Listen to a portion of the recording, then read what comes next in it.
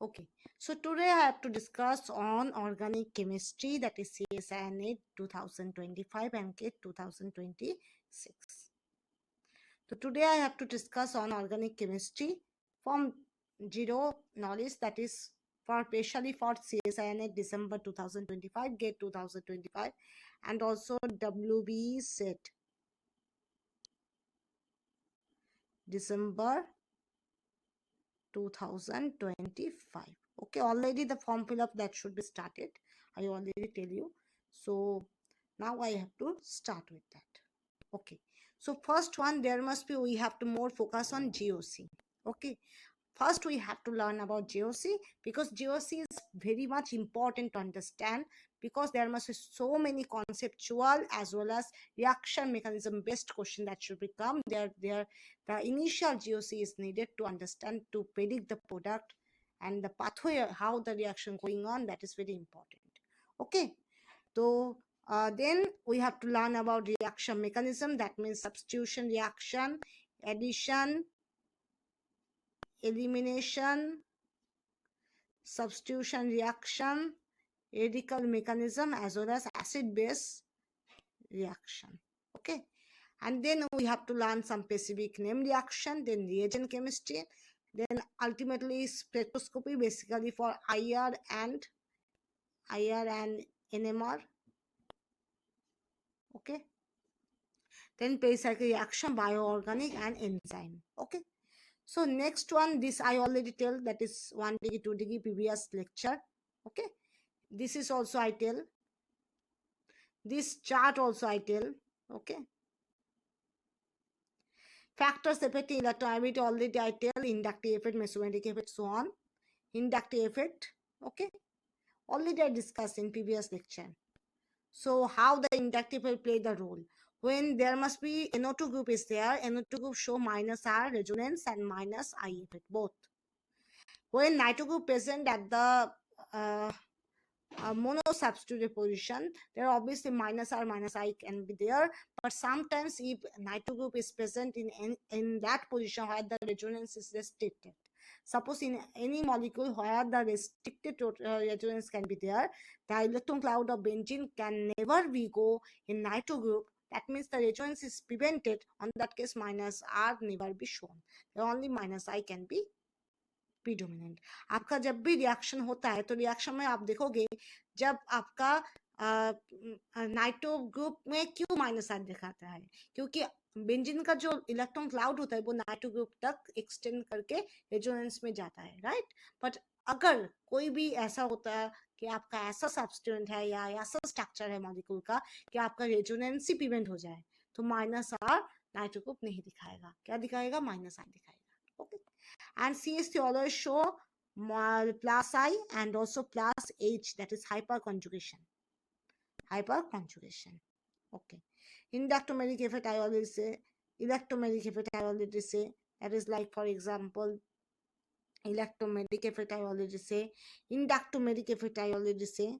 Okay, electromeric effect like that, this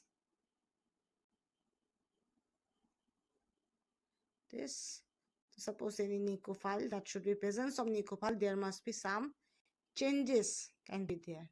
Okay, this is called. Next, resonance. Resonance, there must be a, this is a, I think this is called Kecule structure. Okay, Kecule. Kecule structure, and this is the most appropriate one. Most appropriate. But आपका जब benzene का जब electron cloud को लेकर first examination हुआ, first experimentation हुआ, तब क्या हुआ था, तब दीवार बोलकर एक साइंटिस्ट, दीवार लिखा नहीं जा रहा है, दीवार, ठीक है, ए है. तो दीवार जो साइंटिस्ट ने बोला ऐसा बेंजीन का स्ट्रक्चर होता है. उसके बाद फर्दर दिखा गया कि यहाँ पर क्या होता है, एक बहुत बड़ा बॉन्ड है एंड दो छोटा छोटा डबल बॉन्ड है, राइट. पर ऐसा नहीं होता है. बेंजीन का all the carbons almost equivalent, all the double bonds are equivalent, all the single bonds almost equivalent. That means there is, the structure should be this type, never be this type. Okay, never be this type. Next one, resonance energy. I already say. I think I never said that. That is resonance energy. That is the resonance energy. That is high beat of entry is a more stable structure than any one of the resonance structure contribute to it. आपका जितना सारा structure हो गया ना, क्या benzene का बोलो या कोई भी जिसका रेजोनेंस पॉसिबल है, वहां पर बहुत सारा रेजोनेंस स्ट्रक्चर होता है. उसमें जो स्टेबल होता है उसके वो स्टेबल स्ट्रक्चर की वजह से जो एनर्जी हम कंसीडर करते हैं उसको हम बोलते हैं रेजोनेंस एनर्जी. रेजोनेंस एनर्जी और the major the extra stability of resonance high beat. आपका रेजोनेंस एनर्जी जितना होगा उतना ही वो स्ट्रक्चर रेजोनेंस स्ट्रक्चर उतना ज्यादा स्टेबलाइज होगा और उसका एरोमेटिसिटी ज्यादा होगा. Like as for example benzene का 13.6 किलो कैलोरी पर मोल होता है, तो benzene having the 13.6 kilocalorie per mole value of resonance energy. That means its resonance structure is much more stable, and that's why it gains stability. It's gained aromaticity. Okay, if the resonance structure never be so stable, so obviously this structure should have low aromaticity. Okay, in which structure you get low stability in conjugative structure, so obviously the structure never be so aromatic. Okay आपका जैसे acidity basicity होता है, acidity basicity में हम क्या देखते हैं, acidity और बेसिसिटी में क्या देखते हैं, कॉन्जुगेट जो होता है उसका स्टेबिलिटी देखते हैं. If conjugate are stable, so obviously the corresponding acidity should be higher or corresponding basicity should be higher. Okay, resonance energy is the observed heat formation minus calculated heat formation. That is observed, that means you know by experimentation, by practical knowledge, and that should be minus with calculated heat of formation, that is which are theoretically predicted. Okay, that means the practical heat of formation minus theoretical heat of formation, that is ultimately called as resonance energy. I think resonance energy जो होता है वो heat release होता है. I think मुझे देखना पड़ेगा. तो हीट रिलीज होने में हीट जो रिलीज होता है उसके वजह से क्या होता है, सिस्टम स्टेबिलाईज होता है. कोई भी सिस्टम अगर जितना ज्यादा एक्सोथर्मिक हो उतना ज्यादा स्टेबिलिटी पाता है. ठीक है, when the system have in any particular reaction, in any particular process, heat will be released, energy should be decreased, the process should be favorable. You have to know some fundamental thing, that is there must be some certain things are there which can favor the reaction or process. First one, entropy. When in any process entropy increases, that means the reaction, that means the process that should be more favorable. आपका जब भी कोई भी process में कोई भी reaction में आप देखो कि मोर देन रिएक्टेंट प्रोडक्ट्स हो रहा है, मतलब ज्यादा प्रोडक्ट्स हो रहा है, या कोई भी गैस रिलीज हो रहा है, या कोई भी स्टेबल मॉलिक्यूल रिलीज हो रहा है, that means the reaction should go favourable to product formation. Okay, अगर आप एंथैल्पी बोलो तो आप अगर देखोगे कि कोई भी जगह में आपका हीट रिलीज हो रहा है या कोई स्ट्रॉन्गर बॉन्ड फॉर्मेशन हो रहा है, कि कोई पाई बॉन्ड ब्रेक करके सिग्मा बॉन्ड प्रोड्यूस हो रहा है, तो सिग्मा बॉन्ड ज्यादा स्ट्रॉन्ग होता है than pi bond. Okay, so that's why heat will be released, energy should be decreased, so the process gets favorable. Okay, अगर आपका इनऑर्गेनिक प्रोसेस हो तो तब आप देखोगे CFAC. If CFAC gain, that means the process is favorable. If CFAC loss, the process gets disfavorable. That's it. And obviously gives free energy, that is should be negative for spontaneous process. Okay, that's it. There must be heat of formation is there. It is defined as the amount of heat given out when 1 mole of substance is produced from its constituent element. When the elements are combined to each other and to produce a 1 mole of substance, then some amount of heat that should be given out. Sorry, sir, there must be some amount of heat you have to give. This is called heat of formation. This is not heat release, this is a heat given. Okay, you have to give some heat. Then some substance that should be, some elements that should be combined to each other to produce a particular substance. That is called heat of formation. That is called heat of formation. Heat of combustion, it is the amount of heat evolved when 1 mole of the substance is completely burned out in oxygen. There must be evolve. Evolve means heat should be released. That means the process is more favorable. Right? जब भी आपका heat release होता है तभी process ज़्यादा favorable होता है. ठीक है? when the heat release that should be there in any particular process, in any particular reaction, the process should be more favorable because heat release, energy decrease. अगर heat release होता है तभी energy decrease होता है, तभी reaction favorable होता है. ठीक है? So when 1 mole of the substance that should be completely burned, suppose carbon that should be completely burned to produce carbon dioxide. Okay, so on that case some heat that should be evolved. Okay, next one, heat of hydrogenation. It is the amount of heat evolved when 1 mole of an unsaturated compound is hydrogenated. Suppose you have to give some ethylene moiety and that should be added with hydrogen, and that should be produced ethane. Okay, so on that case some amount of energy have to be evolved, that means released. This is called heat of hydrogenation. Okay, next one, now we have to more concern about the term that is SIR, steric inhibition of resonance. The most important condition for resonance to occur is that evolved atoms in resonance structure must be coplanar or nearly coplanar. So there must be, for aromaticity, there should be basic points you have to always remember. That is the hybridization of carbon, hybridization of atom, that is like for example nitrogen should be sp2 or sp hybridized. Okay, and the reason behind of it, because due to planar structure or almost planar structure. अगर आपका system planar ना हो तो वो system aromatic नहीं होगा. Okay, always remember the planarity is the primary condition of aromaticity. The system should be planar or nearly planar. Okay, like as for example homoaromatic compound that is nearly planar, because one sp3 carbons that should be out of plane, but rest of this sp3 carbon, all the system should be planar. Okay, and this sp3 carbon never interfere on it. So for particular homoaromatic compounds, there must be nearly planar system can be attained. Okay, so that's why planar or nearly planar system should be there. But if this condition does not fulfill, suppose any sterically hindered substrate is there और bulky substrate is there जिसका size बहुत ज्यादा है, तब क्या होगा, तब आपका रेजोनेंस प्रिवेंट हो जाएगा. वो बल्कि ग्रुप के वजह से इलेक्ट्रॉन डिलोकलाइजेशन थोड़ा बहुत प्रिवेंट हो जाएगा.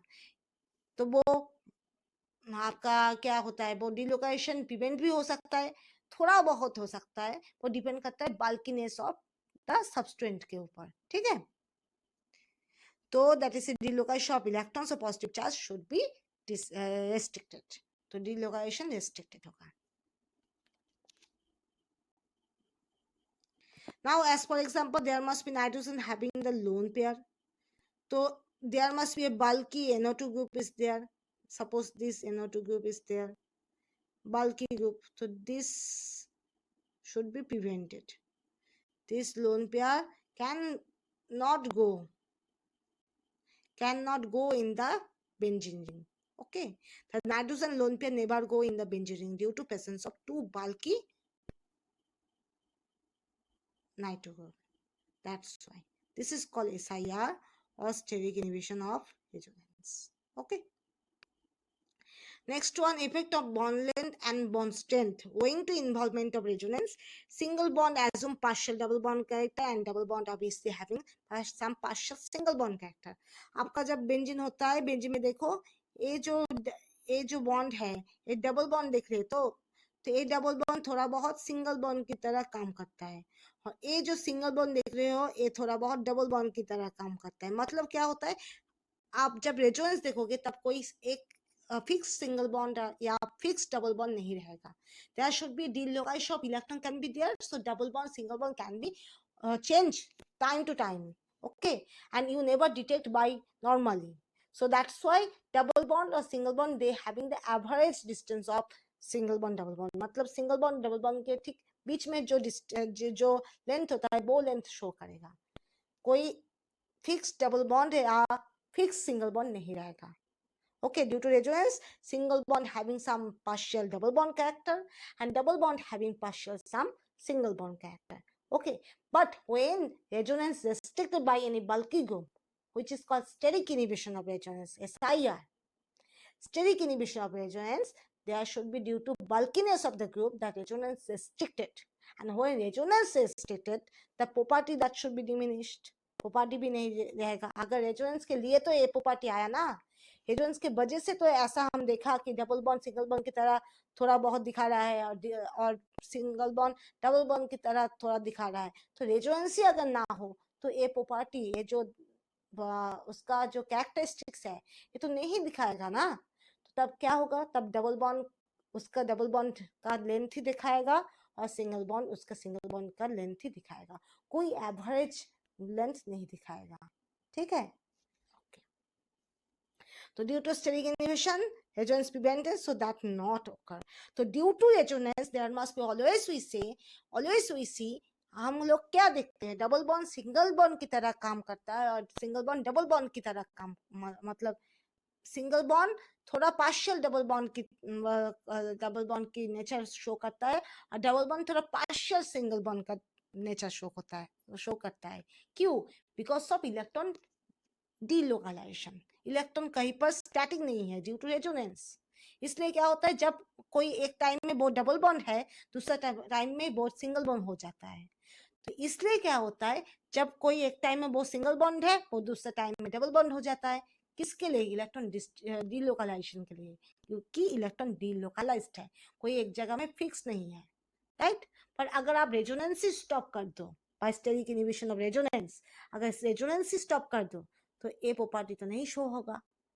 ठीक है. और जितना रेजोनेंस होगा उतना वो प्रॉपर्टी शो करेगा, जितना रेजोनेंस कम होगा उतना a property, A characteristics show कम करेगा. राइट. क्योंकि जिसके वजह से जो हो रहा है वो चीज ही अगर हम घटा देते हैं तो उसके लिए जो चीज होना चाहिए वो तो कम होगा. राइट. सोचो आप आपका इलनेस है, आपका फीवर है. ठीक है. तो बुखार आता है, तो आप बुखार के लिए क्या करते हो, आप डॉक्टर दिखाते हो, आप मेडिसिन लेते हो. अगर आपका बुखार ही ना हो तो आप डॉक्टर दिखाओगे ऐसे? हाँ, चेकअप के लिए दिखा सकते हो, पर उतना सिंसियर होके दिखाओगे और वो फीवर का या बुखार का ही मेडिसिन लोगे? नहीं लोगे. राइट. तो ये बात ही एक बात है, रेजोनेंस के लिए ये चीज हो रहा है. अगर रेजोनेंस ही कम हो जाए by steric inhibition of resonance के लिए, रेजोनेंस ही अगर घट जाता है तो ये प्रॉपर्टी भी घट जाएगा. Okay. Next. So this is the nature. Due to resonance, the former structure have carbon nitrogen bond stronger and shorter. Why? Because यहाँ पर जो CH3 ग्रुप है, इसका बल्कीनेस, CH3 का बल्कीनेस नाइट्रो ग्रुप से कम होता है. ठीक है. तो नाइट्रो ग्रुप से CH3 का बल्कीनेस कम होता है, इसलिए क्या होता है, यहाँ पर ये जो होल सिस्टम होता है, यहाँ पर क्या होगा, रेजोनेंस होगा. होल सिस्टम में रेजोनेंस होगा. ठीक है. पर ये जो नाइट्रो ग्रुप है ये बल्की है, ये नाइट्रो ग्रुप भी बल्की है, तो इसमें रेजोनेंस नहीं होगा. ठीक है. तो यहाँ पर रेजोनेंस हो रहा है, इस कार्बन बॉन्ड नाइट्रोजन में रेजोनेंस हो रहा है. इससे रेजोनेंस हो रहा है तो बॉन्ड शॉर्टर होगा, थोड़ा बहुत डबल बॉन्ड की तरह काम करेगा, क्योंकि ए बॉन्ड यहाँ पर जाएगा, ए बॉन्ड यहाँ पर जाएगा. राइट. तो थोड़ा बहुत डबल बॉन्ड की तरह काम करेगा और स्ट्रॉन्गर भी होगा. ठीक है. वो सिंगल बॉन्ड डबल बॉन्ड की तरह काम करेगा, थोड़ा बहुत पार्शियल डबल बॉन्ड की तरह काम करेगा, क्योंकि यहाँ पर बॉन्ड डिलोकलाइज हो रहा है. तो इसलिए हम क्या बोलते हैं, ये जो फर्स्ट वाला फॉर्मर वाला ए वाला, यहाँ पर क्या होगा, कार्बन नाइट्रोजन बॉन्ड जो होता है, मतलब ये बीच वाला जो बॉन्ड होगा वो स्ट्रॉन्गर होगा, शॉर्टर होगा. ठीक है. स्ट्रॉन्गर भी होगा, शॉर्टर भी होगा. पर ये तो सिंगल बॉन्ड ही रहेगा, तो ये स्ट्रॉन्गर भी नहीं होगा और शॉर्टर भी नहीं होगा. ठीक है. Next. Dipole moment, steric inhibition of resonance in aromatic compound lower is dipole moment. Why? आपका सोचो, आपका अगर कोई यहाँ पर Me2 रहे और यहाँ पर नाइट्रो ग्रुप रहे, तो यहाँ का जो लोन पेयर है ये यहाँ से यहाँ जा रहा है, नाइट्रो ग्रुप तक एक्सटेंड कर रहा है, मतलब डिस्टेंस बहुत ज्यादा है. ठीक है. पर यहाँ पर ही अगर हम तो नाइट्रो ग्रुप घुसा दे, यहाँ पर नाइट्रो ग्रुप, यहाँ पर नाइट्रो ग्रुप, तब स्टेरिक इनहिबिशन रेजोनेंस के लिए इतना दूर नहीं जाएगा इलेक्ट्रॉन क्लाउड, ठीक है। तो तब क्या होगा, लोन पेयर यहाँ पर ही रेस्ट्रिक्टेड रहेगा, यहाँ पर ही रेस्ट्रिक्टेड रहेगा, तब क्या होगा, डिस्टेंस घट जाएगा। लोन पेयर जितना दूर जा रहा है उतना ही क्या हो रहा है, चार्ज मतलब दो पोल नेगेटिव और पॉजिटिव पोल का डिस्टेंस बढ़ रहा है, राइट। पर स्टेरिक इनहिबिशन रेजोनेंस जब भी हो रहा है तब क्या हो रहा है, रेजोनेंस रेस्ट्रिक्टेड हो रहा है। तो रेजोनेंस रेस्ट्रिक्टेड होने में क्या हो रहा है, पोल का जो डिस्टेंस होता है वो घट जा रहा है, ठीक है, डिक्रीज हो जा रहा है, ठीक है। ये देखो कैसे दिखाऊं, यही देखो,